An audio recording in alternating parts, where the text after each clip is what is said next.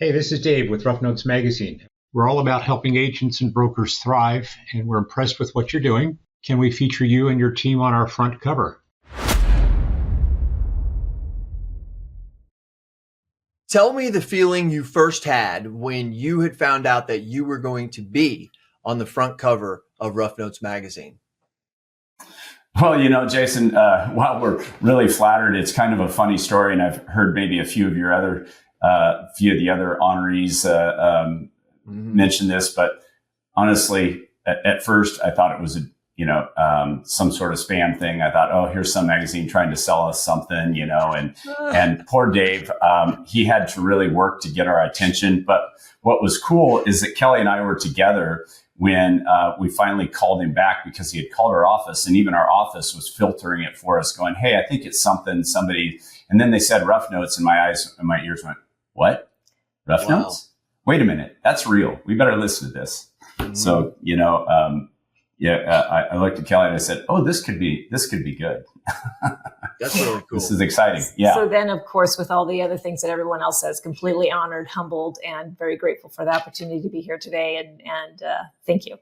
Yeah, no, this is awesome. I always like to take from the, from the paper to the digital stream. I think it's great that we try to get to do this stuff. Real quick, I did this last podcast, and I want to do it again. Do want to give a special recognition to Walt, who has been our longtime leader of Rough Notes, and his passing. We're going to recognize him a lot, because if you don't know, you got to go to their place in Indianapolis and see all the things that Walt himself was a part of, and the things that we deal with is from things like accord forms to the way that laws were created. Was a fantastic man. So I just wanted to kind of throw that out there, Steve and Kelly. If you didn't, did you guys happen to know Walt? Did you get a chance to ever meet him personally? Did not, but you gave us a phenomenal reason and meaningful reason to get ourselves there and do what you just suggested. Yeah. Special man, one of those that's a special man.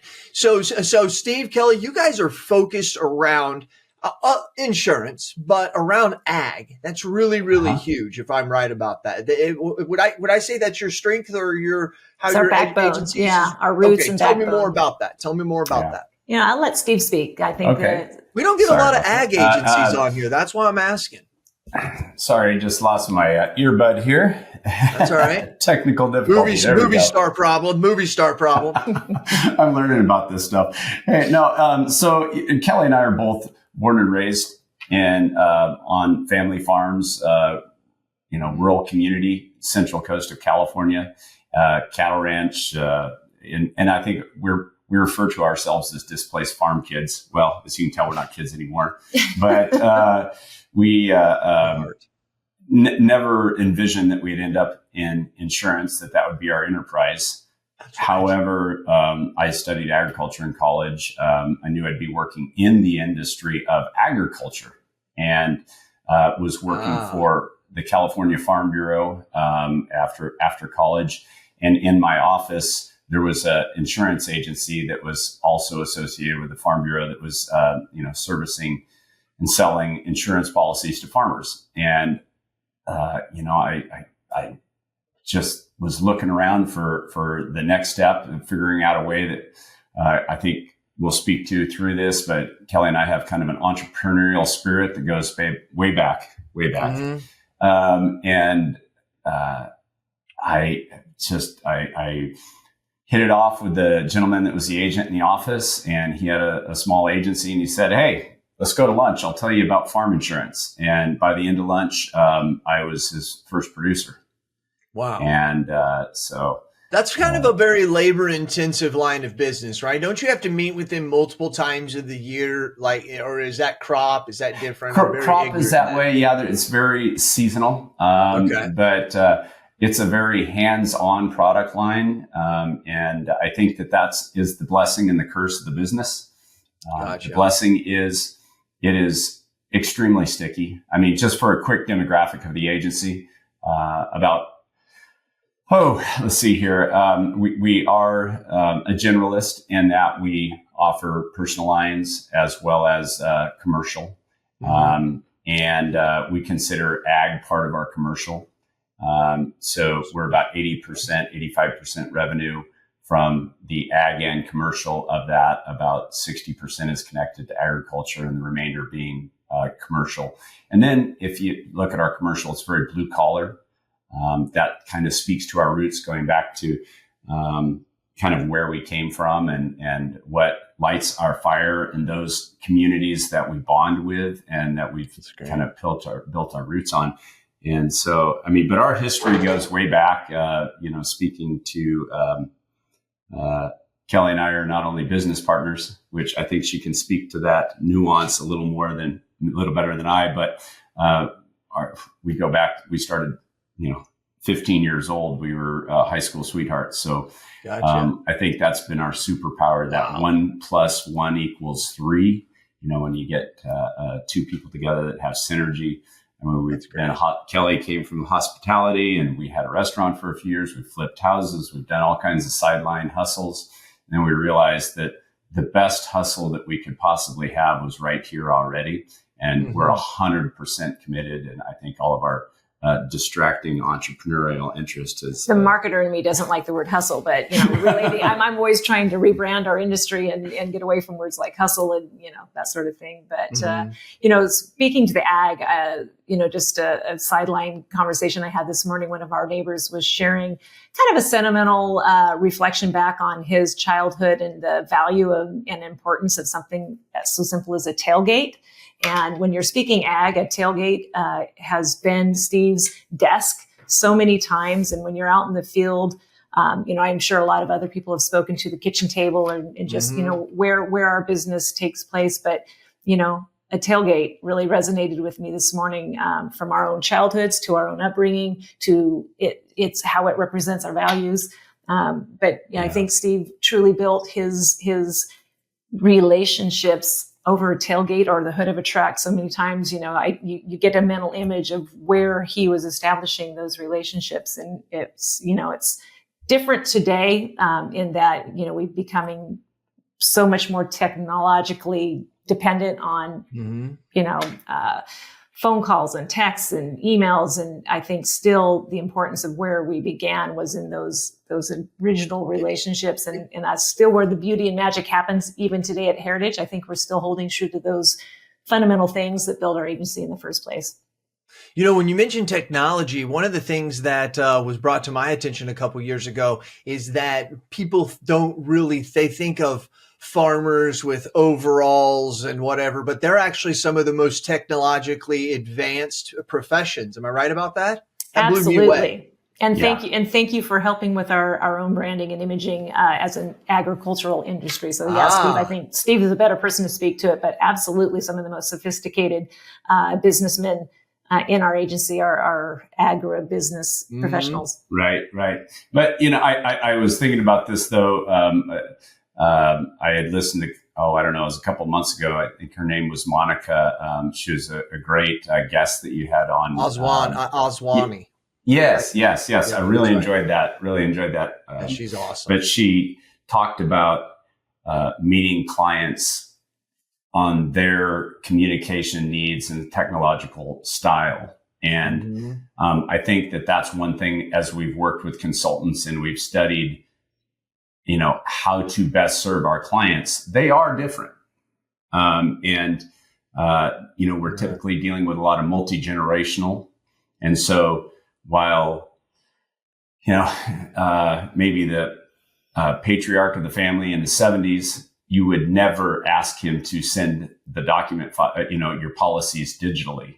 Right. And yet the grandson who's in his 20s, who's running an aspect of the business, is like, seriously, you're going to bring me that 4-inch thick 3-ring binder again? Yep.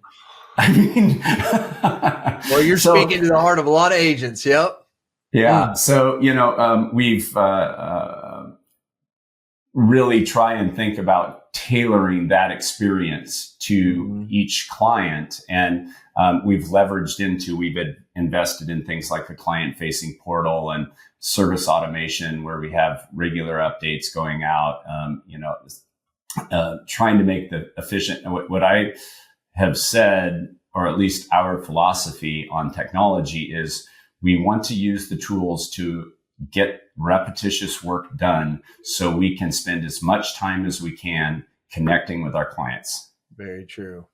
And having that personal touch. And one of the things that one of our consultants reminded us, we have a really vibrant, young, dynamic team, and we focus on culture and things like that. But the newer generations are used to communicating with each other, text, email. And I mean, we really have to work on reminding folks that it's the interpersonal, and you got to get that with the phone calls. We have a saying, pick up the damn phone. If you're having a problem getting an update on, an underwriting memo needed or something, well, I've sent them 3 emails. Yeah. Pick up the damn phone. The damn phone. Exactly. So, we have to give credit where credit's due on that. So yeah, Kelly P, one of our. Sorry, Kelly. No, sorry. No, what were you saying? I was just saying credit where credit is due. Kelly P from Agency Partners, Performance Partners, really drilled that into our team. So I didn't want to take credit for her. Yes, no, that's why I say it was something we learned. It wasn't something that Kelly would say you take that. Kelly Donahue Piro is who they're talking about to everybody, you front cover listeners. Yep. So she's fantastic. She's literally phenomenal. Not saying it. She is literally the best in the world. All right. And here, one of the things that's great about her, and I think you can relate to this, she almost is the flag bearer for our staff and our team, right? She comes in, not saying she's on their side, but she speaks to a way that I had never heard before. Case in example, she's talking to some CSRs or some agency owners, and she said, how come if you're paying an agent or producer 30%, let's say on renewal, and he or she leaves, you then reassign that to an account manager, a CSR to handle, but you don't assess, but you don't give out any commission. You were making, if the producer was there doing nothing, that you were going to pay that, but because the producer left and the account manager has it, now you don't do that. I think I'm guilty of that. I think we all are guilty of it, but she stands on a way to make us agency owners think like, wow, I never really thought of it from their position. I thought that I had, but not from their true position. And I think she's really good at that. So. Well, Kelly just commands trust, and people just believe everything she says because she has earned it through her own actions. And so I think it's credibility. And there's very few people who have the ability to, in about 20 minutes, earn everybody in the room's trust, and that she's the real deal, and she's coming from a place of knowledge, and as you said, an advocate for the people in the trenches, so to speak. And So going back to you guys, and now I know now why you guys, one of the reasons why you guys are successful, you team with great people. And that is kind of the secret to success, isn't it? We're building relationships with great people who want to build relationships with you. And Kelly is one of those. So outside, I noticed you guys talked a little bit about niching though, for the farm. Would you say you have any other niches? And I want to ask you this question. Do you kind of micro niche inside of the farm industry? Do you go after specific things? Agriculture is, the commodities are very regional. Okay. If you're in the Midwest, you're talking corn, soybeans, and wheat. Okay. We're located in Northern California, and our primary commodities are almonds, walnuts, rice, and then we have livestock operations, but nothing like livestock operations in the Midwest, more like cattle ranches, things like that. Thanks for painting that picture. That's good. I would say we've become niched in those areas, and then things like the processing side of it as well. So almonds start out in the orchard, but they end up in your little packet. There's a lot of hands that get involved there, and so we like to we serve all of those business enterprises that touch the product, basically from the field to the table. Fantastic. So we've sought out opportunities, work with co-ops, things like that serve the ag community broadly. the service support. So, repair, guys that work on tractors, people that service the farmers directly. We Wow. try and come up with solutions for those because we're familiar. All of us are pretty familiar with it, and we seek out team members that have a background in ag or a degree in ag, ag business. Or we're blessed with having Chico State University right in our backyard. Kelly is an alum of Chico State, and we're interviewing several graduates right now. May graduates and in ag business, and so we are lucky that we have that pool to tap into. But that's really Kelly's area of expertise, Yeah. So. Yeah. And then are you guys heavily involved? Obviously, let me talk about this. Actually, you talked about having a young dynamic staff. First of all, paint the picture of how big our staff is, how many producers we have, account managers. What's that look like? Yeah. When we took over full ownership of the agency in 2014, it was a very small agency. It was just two of us, about $4 million in premium. Okay.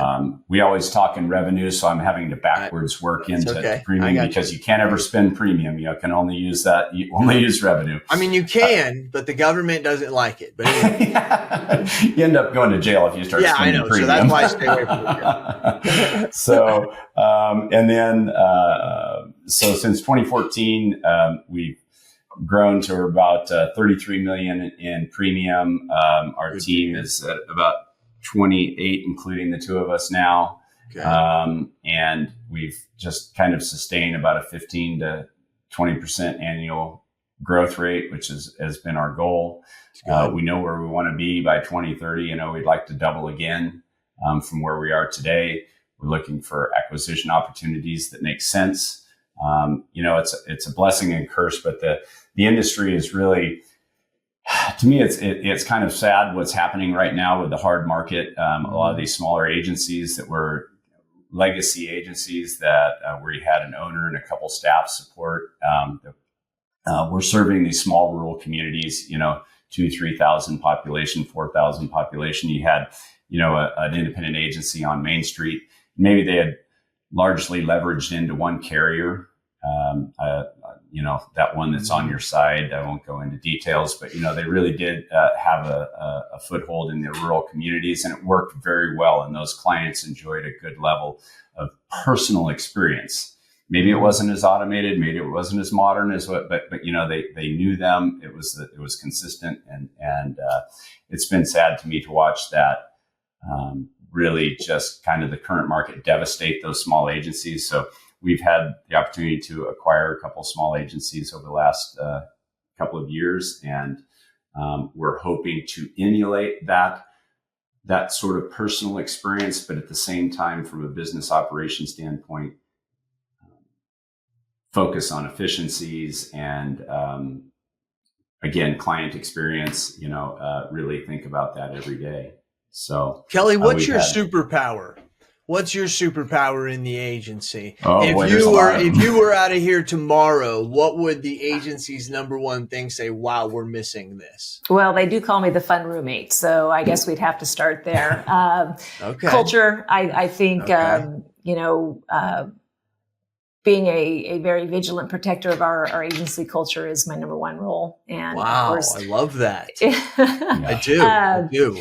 And with the hospitality background, I think I bring a advocacy for the client constantly that is really easy to lose track of when you're really in the technical side of things. And very true. I'm always bringing back the humanity of our client and the honor to serve them. And I think that is something that just it's like anything, you've got to keep the focus on it. And when you're responsible for the technical part of everything, it's easy to get that part lost. So I think that's one of I don't know that it's my superpower, but I think my superpower is actually just being here,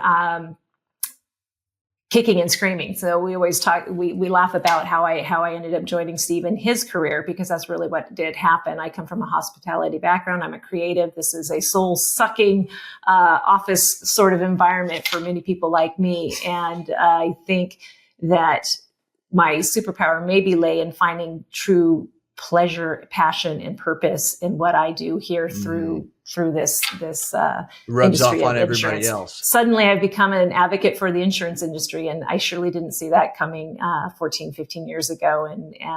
So how many of your people, roughly percentage wise, are in their 20s? I would say probably 6. And so as a percentage, of 20. Yeah. So, maybe a quarter. In their 30s.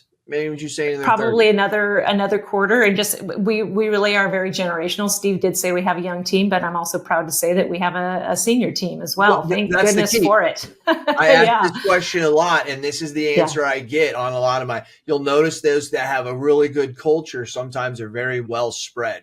My wife would say all the time, she says all the time, balance, Jason, balance, right? And we have tremendous balance. So you've got some 50-year-olds, maybe some 60-year-olds? Absolutely. Right. Okay. Yep. Yeah, that's and Steve was just referencing an agency that we acquired recently, and their main office person was 92. Yeah, 92. 92.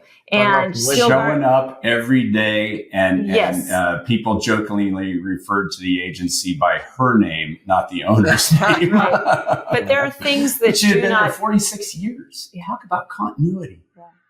There's things that don't change in this industry, and it's the ability to take care of our client. And she was just a stellar example of that. So I really love to hold her up to these younger professionals and hope that they take that example, because again, they've just come up through a different form of education, and they've had limited professional experience. And this is a relationship business. So I really lean on our senior team members to show that, to example and mentor connecting with our community. So 2 of our more senior members, one's a president of the Seroptimus Club locally, and also the Kiwanis Club. So they're very actively civically Do you require involved. that? Just curious. Do you require that, Kelly? Do you require that? We look for it. We certainly look for it. And when someone's in their 20s, it's not necessarily always top of mind. It's something I think you have to, again, have patterned and role modeled and shown the value of. Networking is certainly very important. Kimball, it was a huge part of our leadership team, and he has led that example himself, having been on Rotary and just, every chamber president. That's good. Mentor that for his producer team. I know I'm not supposed to use the word producer. Steve much prefers advisor, and he's correct. So internally, we can talk about that. We have, you were asking our demographic, besides myself, we have 3, we call them advisors. And I think this was really salient, talking about listening to your client, but it was about 7 or 8 years ago. And we had brought over a new farm client, and he said, "Hey, could you tell me what a producer is?" And I said, "Well, a producer is what you would see as an outside salesperson, but we don't use that term here. They are advisors." Okay. So they're out there looking for the more complex accounts, not somebody who's just going to call us, or hit us up from our website, but they're out looking for building new relationships with accounts like yours. He goes, "Okay." Cause when I was talking to somebody at my last agency, you referred as well, you're not large enough to have a producer. I'm your account manager, so I'll help you. And that's part of the reason you came over to our agency.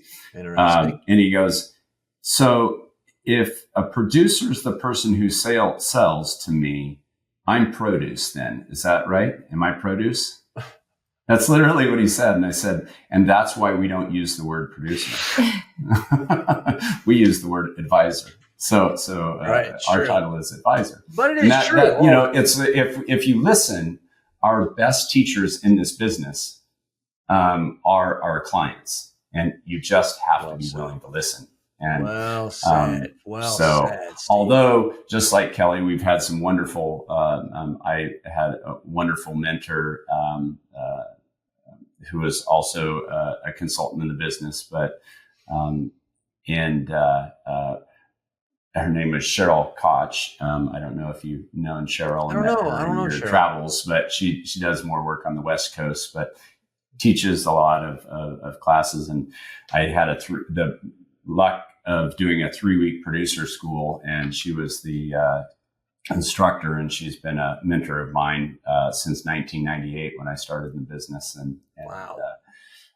So that I've been blessed to have a lot of opportunity. She would say a lot of free advice. A lot of free advice. Yes, she teases me about that to this day. But and there's one thing I wanted to go back and kind of double click on, Jason, and Kelly and her superpower. I think she was a little bit humble. Going back, Kelly, as we call her, Kelly P. Kelly Donahue, Agency Performance Partners. Introduced us to the book EOS, Entrepreneurial Operating System by Gino Wickman. And we did take away from that a lot of our meeting cadence, and realized real quick that we needed, to develop an accountability chain, that if we were going to scale this agency and continue to grow at the rate we were at, we could extrapolate out our growth trajectory and just, we were a gangly teenager, we're unwieldy. We need to build a foundation. And that's, we built out of that, recognized we needed a leadership core. We could not continue to build this agency on our two shoulders. There you go. And so we now have a leadership team, wonderful member, our director of finance and operations, Mandy Jensen, who's just done an amazing job, and Kimball Shirey, who is manages all of our carrier relationships and our data. We have dashboards that we live by weekly, daily, where we keep a pulse on the agency. But really, it's growing people and growing our leaders, and that's where Kelly, I think, undersold herself on her. Most great people do. Most great people do. Yeah, and she's had a unique opportunity within the ag industry.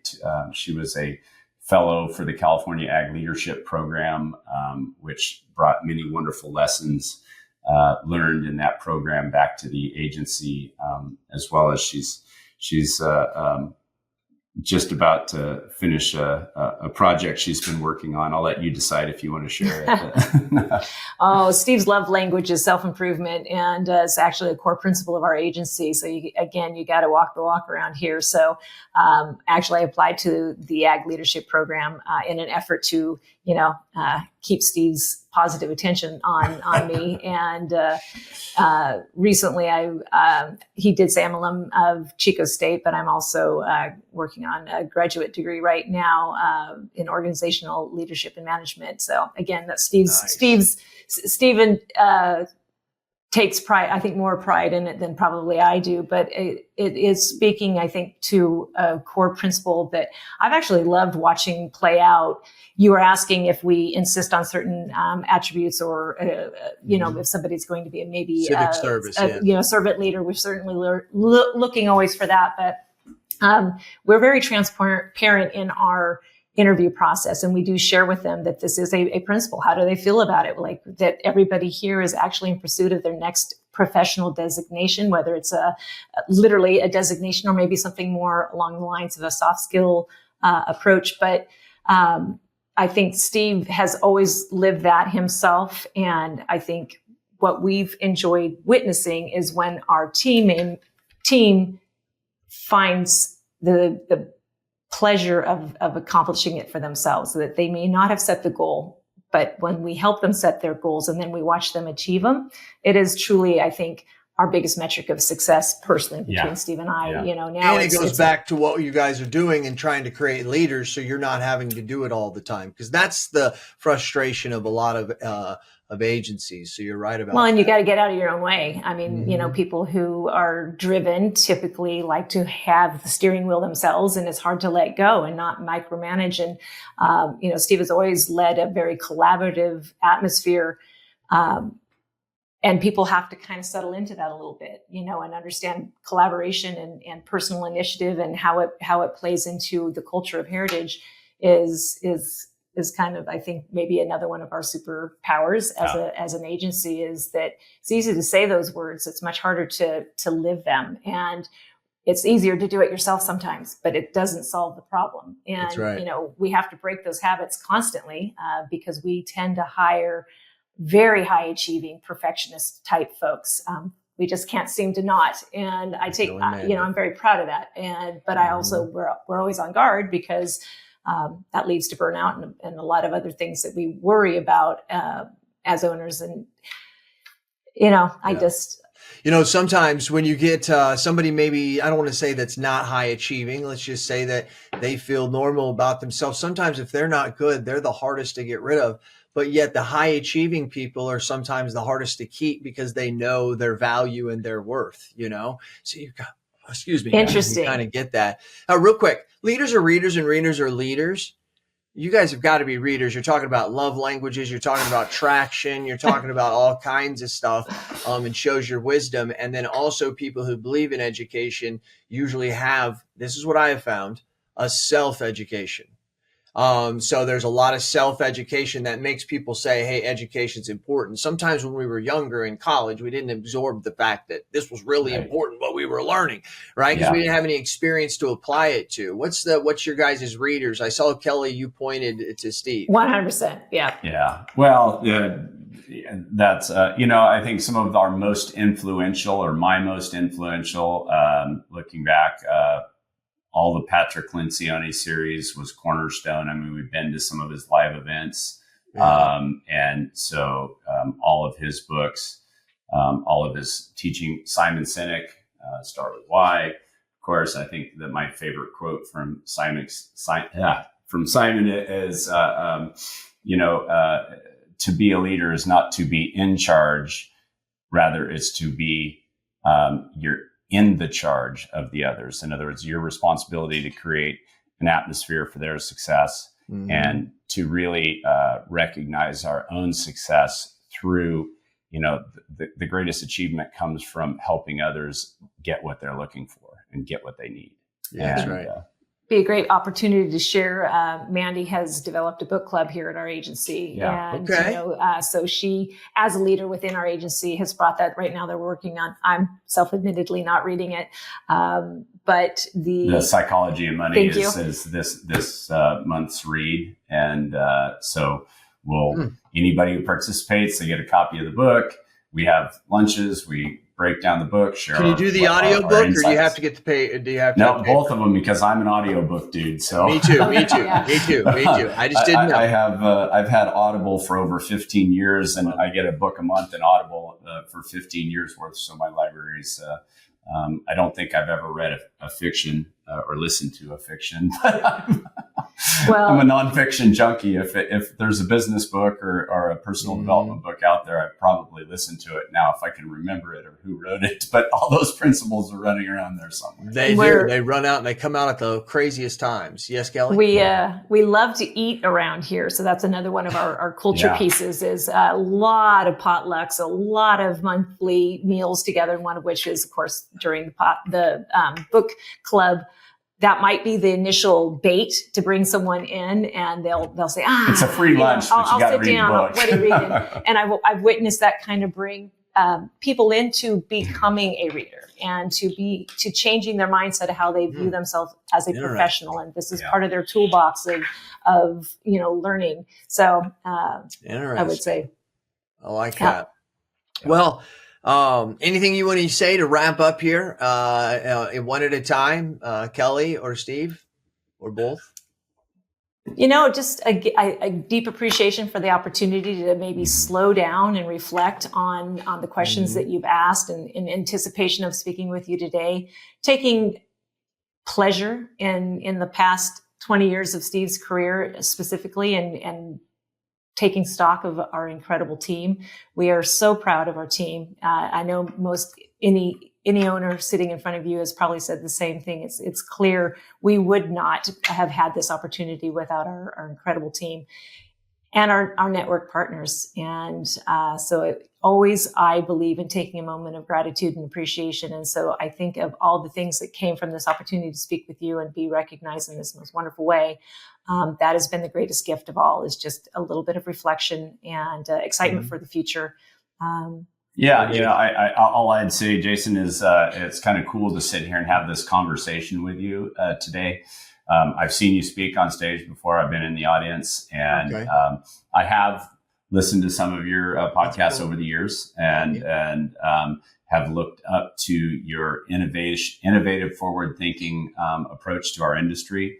And I've been spending the last couple of weeks, I don't know why it's been rolling around in my mind, but, what are we going to look like in 10 or 15 years? I mean, there's the M&A craze going on right now, and we are passionately independent, and we have dreams and goals of how we want to perpetuate, and it doesn't involve any of that. But, there is a part of me that's kind of wondering about where we are going. I think, you think about black swan events and where we had sudden changes like 2008 and 9, and then 2020, of course. And I mean, for us, we took those, black swan events and turned them into huge opportunities. That's right. But, what are the vulnerabilities of the independent insurance agency in the next 15 to 20 years? And I think what you're working on is with your AI playbook is maybe a step in protecting our relevancy, because if we're the ones stepping up and developing the new technologies of the future, we're going to keep ourselves relevant. If we let tech come in from maybe the outside into our industry, maybe they're going to steal it out from under us if we're not involved and advocates for our own existence. Very good concern. Very good concern. Yeah. Well, I do appreciate you guys coming on here.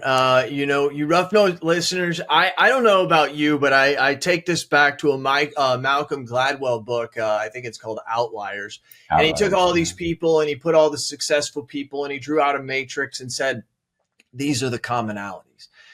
You can kind of do that if you took all of the podcasts and put them into a chat GPT and said, what are the commonalities of all these people? I bet you it's going to say something about being on both sides of the fence, customer centric, but also talking about their employees. And Kelly said, they probably all say that sitting in front of me. They do, Kelly. And here's the reason though. Not everybody thinks that. It's just the high achieving front cover people that are thinking that. Now, I'm not down on the rest of you guys listening. I'm not saying you're not either, but it would only make sense that those who are sitting in front of me would be thinking that way. And I think that's one of those metric things, Rough Notes listeners, that we can look at. Thinking forward, always talking about dashboards. You guys know, you walk by those companies at the events, at your trade shows, your conferences, and you see these people that say, hey, we can create dashboards. And you're like, what in the world are they talking about? Whether it's a sales dashboard or something that's going to show all different types of stuff. Hey, stop. And as I love what Steve says up there, double click and check that one out. I really, really try. I like that. Now, another thing is education. That's another one of those matrix things. People who are, I asked about the civics, do civil things in the community. These are things that they do, right? And one of the things that I like to say here, I've got a lot of notes. They probably saw me, if you're watching the YouTube version, you saw I was writing notes because I have a lot, because they said so much great stuff here. I wanted to allow them to get to it, but I think that there's something that comes through when we look at, I have a bunch of younger people that work in my office. That's why I asked this question. She said roughly 6, which was roughly about a quarter, which is great. You do need to have that, right? We talk about the exennials, the people who came in, who are born between Generation X and the millennials. They were, Generation X was born analog, raised analog. Millennials were born digital, raised digital. Exennials from 77 to about 84, we were born analog and raised digital. It allows us to see those both sides. And we know that we're heavily weighted in the veteran. That's the nice way to say it, right? Because I'm getting old too. The veteran, but then we need that counterbalance, right? And that's where I applaud people like yourself, really bringing those people in to counterbalance so we can work together. I see a lot of people in my agency. I have one She's a little older than me. She knows this. She's 2 years older than me. I've been in the business with her the same amount of time, and she's kind of burnt out being on the front line. She's been in doing it for 27 years. We've moved her over in counting, put her through strict things over there. And the thing about I told her is that if I had to do some of those things today, I don't know if I could still be in this business, right? It's okay for us to be looking at. Now, let me get to where I'm saying here. When we look at the young kids and the young people, let's say that, they get a bad rap that they're not good workers. And I just haven't found that to be true. I think I can see it. I have enough business clients. We do commercial that I see this where they have these young people. But why is it that agencies like mine and maybe Steve and Kelly's aren't having a hiring problem where others are having hiring problems? Right? Yeah, sometimes we're short on super talent, but I think we got to start wondering that. And I think it's those younger people. And I want to frame this for you as I get out of here, Rough Notes listeners. When we were younger, our mom and dad, and this is how I raised my kids too, would tell us, well, actually, this is not how I raised my kids. My mom and dad raised me this way. And they would say, Jason, go outside and play in the street, play out in the neighborhood, get on your bike, do whatever. I would go out on the front porch. I would look around and I would have to creatively go do things. I was going to go get on my bike, go to Johnny's house, whatever I was going to do. Now, when we raised our kids, that's not what we did. We didn't put them on the front steps. What we said was, we're picking you up at 3 from school. You got practice at 5. You're going to eat dinner at 6. You're going to take a bed by 8 o'clock and you're going to be in our bath at 8 o'clock and you'll be asleep by 10. Now, when we bring those young people into this environment, we do the same thing our mom and dads did. We give them a phone book. We give them some general direction. And then we say, here you go. And they're sitting there going like, man, I always had people structure out my day. That's why we're missing the boat here. We have to be able to literally walk them through their day. Now, you don't have to do this forever. But showing them, okay, this is what it's like. You also don't have to remind your kid 2 months in that they've got baseball practice at 4. It's because it's part of the routine now. And so they get it. You have to do that same thing. And people who are providing education, people who are wanting people to be part of the community, people that are throwing around potlucks and being not only customer centric, but being internally centric. These are the people, Rough Notes listeners. This is it. And this is the matrix that you need to find. Hey, greatly appreciate you, Steve and Kelly. This has been fantastic. Want to appreciate Rough Notes for allowing us to put this together. Once again, as a tribute to Walt, we miss you and what you've done, and we will always recognize you. This has been a Rough Notes front cover, a Rough Notes podcast. Thank you.